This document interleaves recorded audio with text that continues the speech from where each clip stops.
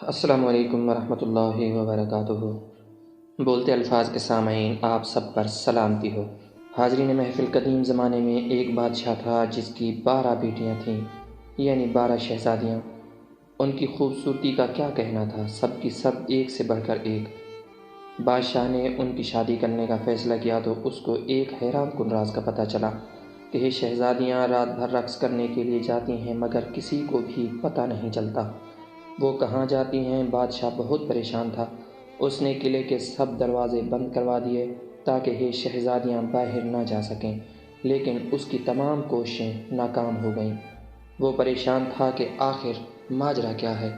بادشاہ نے اعلان کروایا کہ جو کوئی شہزادیوں کے رقص کا پتہ لگائے گا اسے اپنی پسندیدہ شہزادی سے شادی کرنے کا موقع ملے گا، اور وہ میرے مرنے کے بعد بادشاہ بھی بنا دیا جائے گا، اور اگر وہ 3 دن میں اس راز کا پردہ فاش نہ کر پایا تو اسے موت کی سزا دے دی جائے گی۔ یہ خبر ریاست میں ہر طرف پھیل گئی۔ ایک شہزادہ آیا جو رقص کے راز کا پتہ لگانا چاہتا تھا۔ اس نے بادشاہ سے کہا، میں آپ کے پڑوسی ریاست کا شہزادہ ہوں اور شہزادیوں کے رقص کا پتہ لگانے آیا ہوں۔ بادشاہ نے اس کا استقبال کیا۔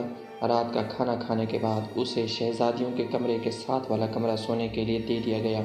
شہزادیوں کے کمرے کا دروازہ کھلا رکھا گیا اور شہزادے کا پلنگ ایسے رکھا گیا کہ وہ ساری رات ان پر نظر رکھ سکے۔ رات کو شہزادیاں اس کے لیے شربت لے کر آئیں، جس کو پیتے ہی اسے نیند آ گئی۔ جب اس کی آنکھ کھلی تو شہزادیاں رقص کر کے واپس آ چکی تھیں۔ تینوں دن ایسے ہی چلتا رہا۔ چوتھے دن جب شہزادہ بادشاہ کے سامنے حاضر ہوا تو اس کے پاس بادشاہ کے سوالوں کا کوئی جواب نہ تھا۔ بادشاہ نے اسے موت کی سزا دے دی۔ یوں ہی بہت سے لوگ آئے لیکن سب ناکام رہے۔ پھر ایک دن ایک زخمی سپاہی اپنی قسمت آزمانے کے لیے بادشاہ کی ریاست میں آ پہنچا۔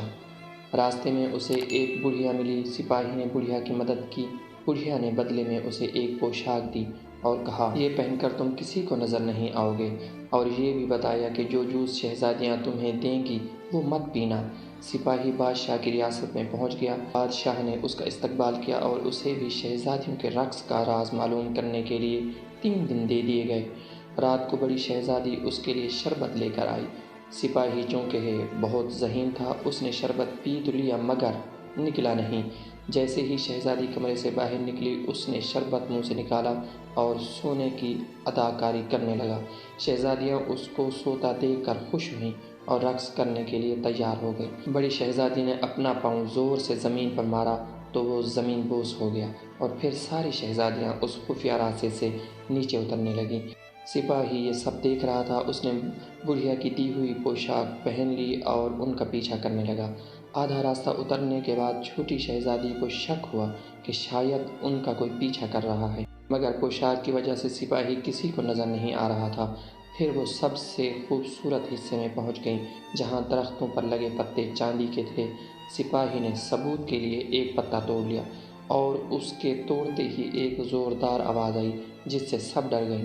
آگے سب پتے سونے کے تھے۔ سپاہی نے ایک سونے کا پتا بھی توڑ لیا اور آگے جا کے ایک ہیرا بھی ثبوت کے لیے لے لیا۔ پھر شہزادیاں ایک جھیل کے کنارے پہنچ گئی جہاں 12 شہزادے کشتی کے ساتھ ان کا انتظار کر رہے تھے۔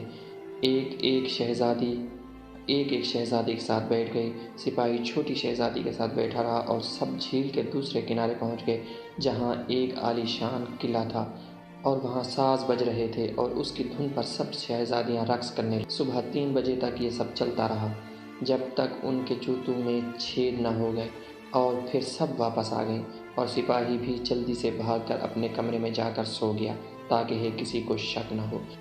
یہ سلسلہ 3 دن تک چلتا رہا۔ سپاہی ان کا تعاقب کرتا رہا اور ثبوت بھی لاتا رہا اور ان سے پہلے آ کر سو بھی جاتا۔